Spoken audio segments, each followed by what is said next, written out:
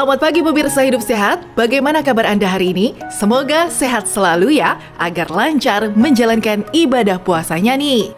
Baru-baru ini kita dikejutkan dari komedian kondang Wendy Cagur yang baru saja dilarikan ke IGD di sela waktu syutingnya.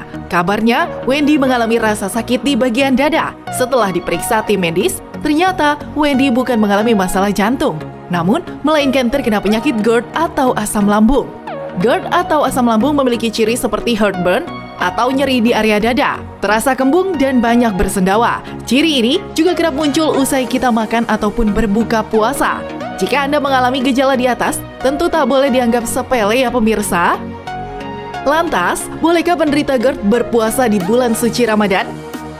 Sebetulnya penderita GERD masih diperbolehkan untuk berpuasa, namun harus diperhatikan kiat aman untuk penderita GERD saat menjalankan ibadah puasa. Pertama, jangan lewatkan waktu sahur. Lalu, hindari makanan pedas, asam, dan juga tinggi lemak.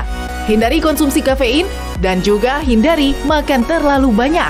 Kemudian, pilihlah makanan yang tepat seperti buah dan juga sayur. Kelola stres Anda, serta istirahat yang cukup ya pemirsa.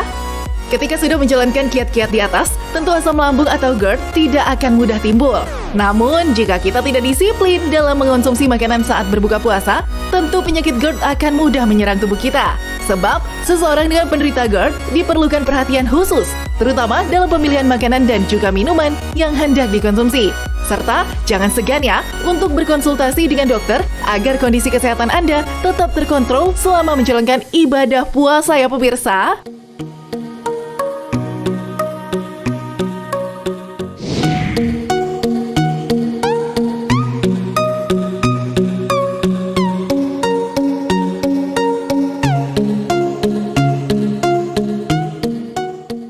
Asam lambung berperan penting dalam pencernaan. Selain untuk mengurangi zat-zat makanan yang kita cerna, asam lambung juga dapat membunuh mikroorganisme yang ikut masuk ke dalam tubuh lewat makanan.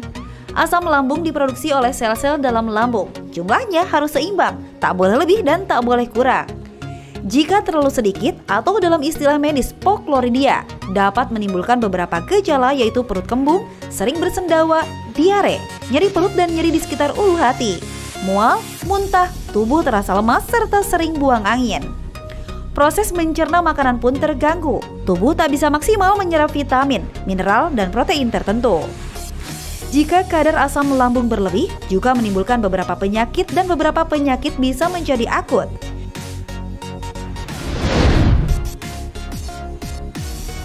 Pertama, menimbulkan nyeri ulu hati.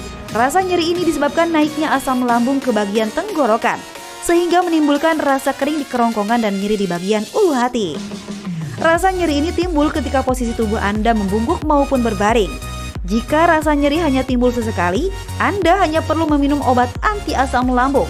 Namun jika Anda seringkali merasakan nyeri ulu hati, Anda harus melakukan pemeriksaan dan pengobatan di dokter.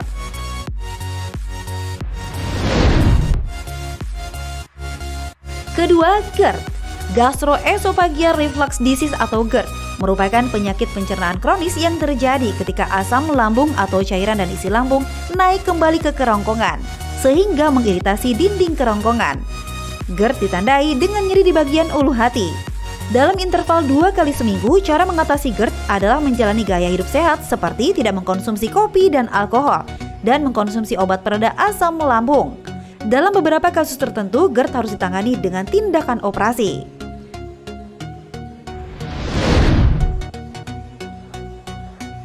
Ketiga, gigi rusak.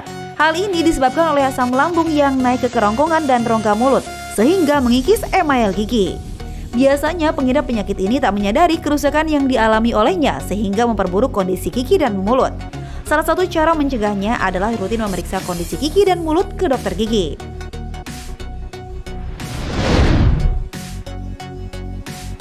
Keempat, masalah pernafasan. Masalah pernafasan juga bisa dipengaruhi oleh asam lambung. Jika asam lambung naik ke kerongkongan tanpa sengaja ketika bernafas, maka asam lambung dapat masuk ke paru-paru dan berbahaya bagi pernafasan.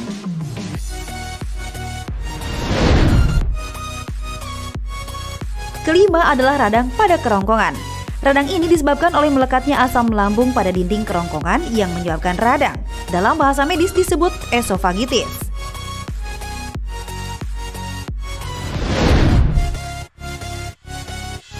Yang terakhir adalah esophagus Barrett, yaitu penyakit komplikasi serius akibat GERD.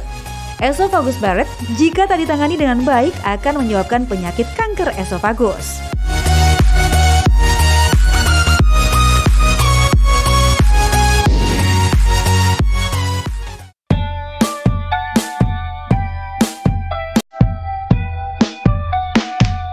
Pemirsa, apakah Anda pernah merasakan rasa terbakar dan nyeri di dada? Mirip seperti serangan jantung, tapi bukan itu yang terjadi.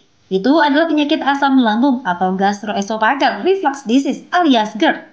Apa sih asam lambung itu? Asam lambung atau hydrochloric acid adalah cairan yang dihasilkan oleh sel lambung untuk pencernaan. Berfungsi membantu menghancurkan makanan yang masuk sehingga bisa diserap dengan baik oleh usus. Selain itu, tahukah Anda ada fakta menarik lainnya tentang asam lambung? Fakta pertama, asam lambung memiliki tingkat keasaman yang sangat kuat antara 1-3 pH. Pada tingkat keasaman tersebut, hampir kebanyakan benda yang masuk ke dalam mulut dapat hancur, termasuk misalnya saja benda yang terbuat dari metal. Menariknya, meski asam lambung bisa menghancurkan metal, namun ia tak bisa menghancurkan rambut yang terdiri dari protein keratin. Menurut ahli, komposisi keratin pada rambut sangat bertekstur sehingga butuh kondisi khusus untuk menghancurkannya.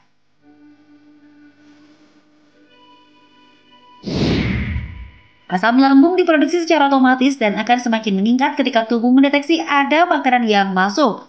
Jadi, semakin besar porsi makanan seseorang, maka akan makin banyak asam lambung yang diproduksi.